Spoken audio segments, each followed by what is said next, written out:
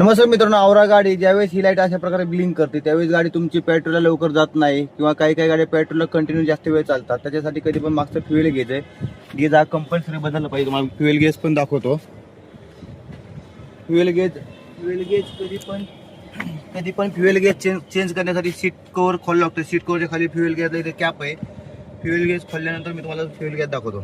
हा पाहू शकता अशा प्रकारे पेट्रोल गेज असतो आणि कधी पण पेट्रोल गेज इथे पाहू शकता. इथं पूर्णपणे हा गेज खराब झालाय, त्याच्यामुळे गेज हा पकडत नाहीये. हा नवीन गेज आहे.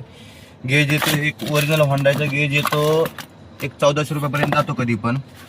त्यामुळे शक्यतो गाडीमध्ये पेट्रोलची लेवल जरी कमी असली तरी हा प्रॉब्लेम येतो आणि गेज उडल्यानंतर गाडी CNG वर जात नाही, पेट्रोल गाडी चालते.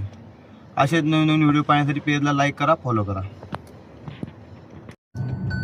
गाड्याला CNG वगैरे दिली आहे, पेट्रोलचा गेज पण ब्लिंक करत नाही. कधी पण गेज वगैरे जे काम आहे ते वेळ जर केलं तर नंतर पुढे प्रॉब्लेम येत नाहीत.